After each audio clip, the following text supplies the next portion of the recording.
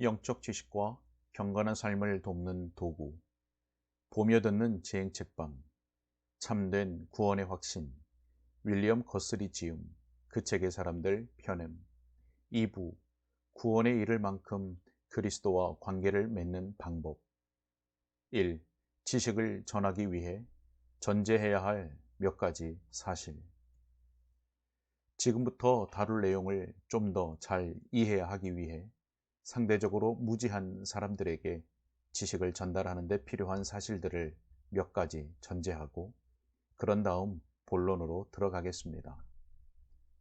첫째, 주님께서는 태초에 풍성한 은혜로 아담 안에서 인간과 언약을 맺으셨습니다. 그리고 하나님께서는 사람을 정직하게 지으셨다는 말씀에서 보다시피 하나님께서는 인간이 그 언약 안에 거할 수 있게 하셨습니다. 그러나 인간은 금지된 열매를 먹음으로써 그 언약을 범했습니다. 그리고 그 언약을 영원히 무효로 만들었습니다. 율법의 행위로 그의 앞에 의롭다 하심을 얻을 육체가 없나니. 그리고 거기서 비롯되는 모든 비참함에 그 자신이 말려 들었습니다. 둘째, 주님께서는 그 무엇에도 제한받지 않으시고 영원부터 다른 방식으로, 즉 그리스도 예수로서 인간을 구원하실 목적이었고 작정이었습니다. 그리고 은혜 언약 가운데 그리스도 예수를 통해 택자들과 화해하실 작정이었는데, 이 그리스도 예수는 하나님이자 사람이신 분으로 때가 되자 한 여인에게 태어나 이 언약을 효력 있게 하셨습니다. 하나님께서는 자신의 공의를 충족시키고 그리스도로서 택자를 구원하는 이 방책을 낙원에서 우리 조상들에게 다음과 같은 말씀으로 맨 처음 암시하셨습니다. 여자의 후손은 내 머리를 상하게 할 것이요. 그리고 주님께서는 이후 모든 세대에 걸쳐 자신의 교회에 이 사실을 알리셨습니다.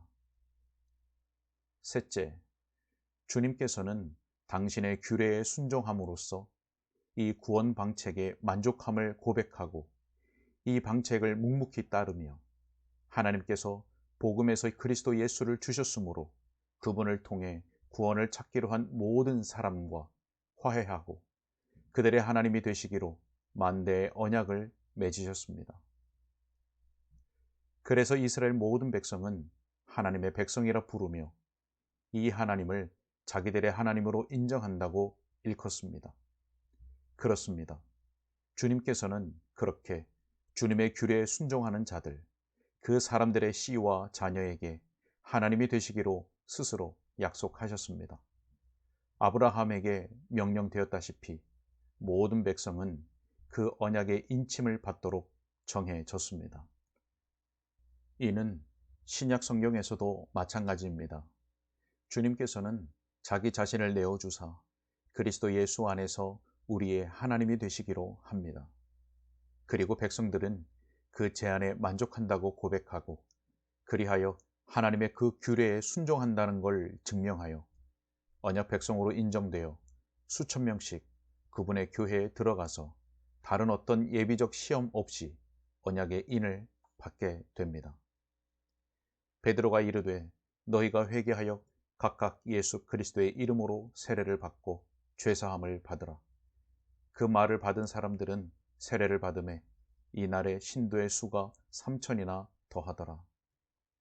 넷째, 이 언약에서 하나님을 불성실하게 대하는 이들이 많습니다.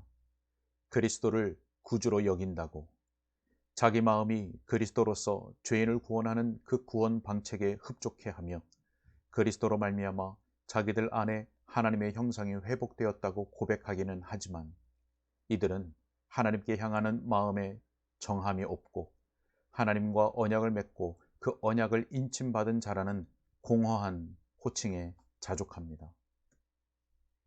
주님께서는 모든 사람, 곧 하나님께서 마련하신 구원의 방책이신 대속자 그리스도 예수께 만족한다고 고백하는 모든 이를 향해 그 고백의 진심과 성실을 다하라고 요구하시며 오직 이런 사람들에게만 그 언약에 따른 신령한 약속을 이뤄나가시고 그런 사람들만 진실로 그리스도를 영접하여 하나님의 자녀가 되는 권세를 받습니다. 그런데 신구약을 막론하고 그리스도 안에서 하나님과 언약을 맺고 긴밀한 관계가 되었다고 고백하면서도 마음으로는 그런 관계를 맺지 않은 사람들이 많고 하나님은 이를 허용하십니다. 그리고 이들을 교회의 일원으로 인정하사 교회의 규례를 활용하게 해주시고 언약 관계에 있지 않은 이방인에게는 주지 않는 다른 많은 외적 자비와 특권을 주십니다. 다섯째, 상당수 사람들이 자신은 그리스도 예수 안에서 성실하게 그리고 진심으로 하나님과 언약을 맺었다고 어리석게 자만합니다. 아니, 최소한 어떤 근거나 보증도 없이 세상을 떠나기 전 자기 자신에게 새로운 마음이 있을 것을 기대합니다. 그러나 복음에 제시된 그리스도 예수 안에서 실제로 그리고 진심으로 하나님과 관계를 맺는 사람은 극소수입니다. 그래서 다음 말씀에서 밝히 보다시피 구원받는 사람도 극소수입니다. 생명으로 인도하는 문은 좁고 길이 협착하여 찾는 자가 적음이라. 청함을 받은 자는 많되 택함을 입은 자는 적으니라. 사람들이 이 사실을 믿는다면 이는 그들을 경계시키는 데 도움이 될지도 모릅니다. 여섯째, 택함 받은 사람들 외에는 누구도 그리스도 예수 안에서 진심으로 하나님의 언약에 응하고 하나님께서 마련하신 그 대속물을 순순히 받아들이지 않습니다. 그리고 그 복된 선택을 하도록 주님께서 주권적으로 마음을 결정해 주신 사람들 외에는 말입니다. 하지만 주님께서는 그리스도 예수를 통해 구원을 베푸시겠다는 자신의 제안에 응하는 것은 이 복음을 듣는 사람들의 의무로 남겨두셨습니다. 마치 그들에게 그렇게 할 능력이 있기라도 한 것처럼 말입니다. 그리고 주님께서는 명령과 권면, 즉 사람들에게 이 같은 의무를 지우신 명령과 권면을 통해 택함받은 자들에게 생명과 능력을 전해주시고 그리하여 이들에게 새 마음을 주시며 그래서 이들이 죄인을 구원하기 위해 하나님께서 마련하신 방책을 충심으로 받아들이고 그분과의 언약 관계 안에서 그리스도를 영접하게 하십니다.